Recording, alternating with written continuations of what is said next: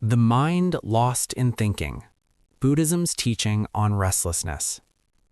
Welcome to Zen Daily, where we explore the depth of Buddhist wisdom and apply it to modern life. Take a slow breath, settle in, and let's begin. There is something your mind does that most people never truly notice. It thinks, constantly.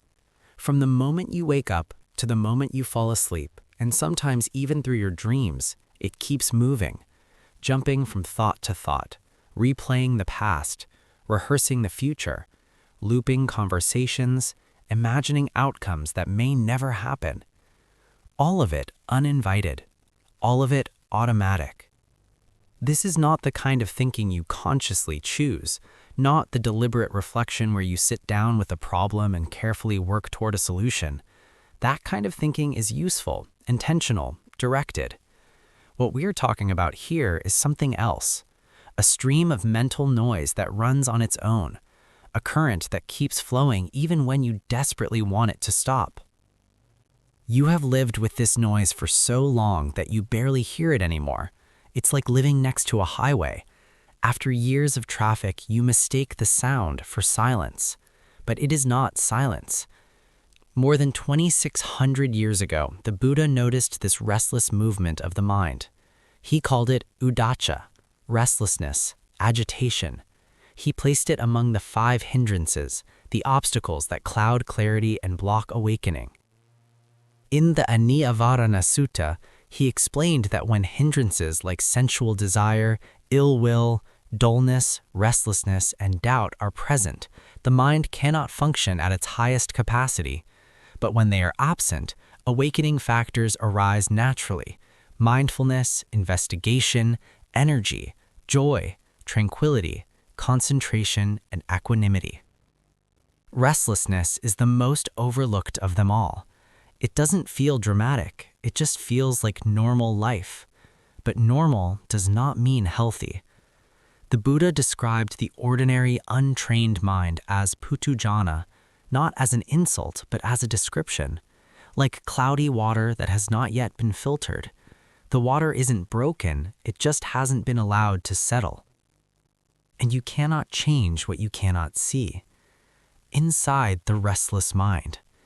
Why does the mind behave this way? The Buddha mapped its mechanics with astonishing precision. One keyword he used was papancha, mental proliferation. Papancha is what happens when the mind takes one tiny moment of experience and spins it into an entire story centered around me. In the Madhupindika Sutta, this chain is laid out clearly. A sense organ meets an object. Contact arises. Feeling follows, pleasant, unpleasant, or neutral. What you feel, you perceive. What you perceive, you think about. What you think about, you proliferate. And soon you are no longer observing a moment, you are trapped inside a narrative. Imagine scrolling through your phone. You see a friend's vacation photo. Contact, a slight discomfort. Perception, they're doing better than me. Then the spiral. I've wasted my life, I'm behind, I'm not enough. One image, 1 second, an entire identity crisis. This is papancha. And it happens hundreds of times a day. The fuel behind this process is Vedana, feeling tone. Every moment carries a subtle emotional charge. The mind instantly chases what feels good, resists what feels bad, and searches for stimulation when things feel neutral. That reaction is craving, tanha. Craving feeds thought, thought feeds feeling, feeling feeds craving. A self-sustaining loop. In the Satipatthana Sutta, the Buddha teaches that feeling is one of the 4 foundations of mindfulness because it is exactly where the chain can be interrupted. If you simply notice the feeling without reacting, the fuel supply weakens. Contact still happens, feeling still arises, but proliferation loses power. Beneath it all lies sankhara, mental formations, the constructing force described in the Kajaniya Sutta. This force keeps building the sense of I. Every thought lays another brick in the wall of identity. And for the untrained mind, stopping feels like disappearing, so it keeps spinning. What it's costing you. The cost of a restless mind is subtle. There's no visible wound, no fever. But life begins to feel distant. Someone speaks to you, you nod, but you weren't really there. A sunset unfolds, but you were inside a thought about tomorrow. Moments pass quietly, unlived. In the Bhaddekara Sutta, the Buddha warns, do not chase the past, do not anticipate the future.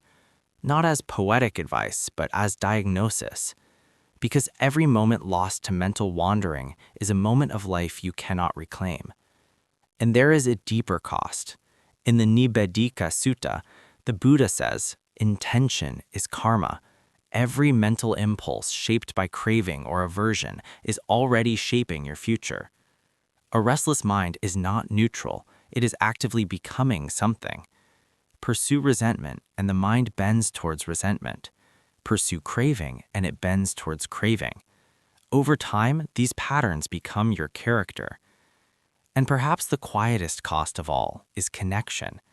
When your mind is full of me, my worries, my plans, my fears, there is little space left for loving kindness, for true presence. You can sit with people who love you and still feel alone. Not because they aren't there, but because you aren't. The way out. The natural reaction is, I need to stop thinking. But forcing the mind into silence is another form of struggle. In the Dvedavitaka Sutta, the Buddha explains that when unwholesome thoughts arose, he did not suppress them, he observed them, he understood where they led, and through understanding, they faded naturally. Even wholesome thinking, he noticed, could exhaust the body and disturb concentration if clung to. The goal was not forced silence, it was natural stillness. In the Pabhasara Sutta, the Buddha declared, luminous is the mind. Defilements are visitors, not the essence of awareness itself. This means restlessness is not your identity, it is a condition, and conditions can change. Through right mindfulness, samasati, you observe the body, feelings, mind, and mental patterns. When restlessness is present, know that it is present. When it fades, know that it has faded. No fighting, no suppressing, just clear seeing. When you see a thought as a thought, you are no longer trapped inside it. You can sit beside the river of your mind and watch the water flow without jumping into every current. And there is a simple principle woven through all of this. What is fed grows. What is not fed fades. Stop feeding restlessness with blind reaction, and slowly, patiently, it weakens. Not overnight, but inevitably. Here is the real question. If your mind has been running on autopilot for years, shaping your future moment by moment, what would your life look like if you finally learned to sit still and truly see it? This is Zen Daily. If this reflection resonated with you, stay with us and begin observing your mind one breath at a time.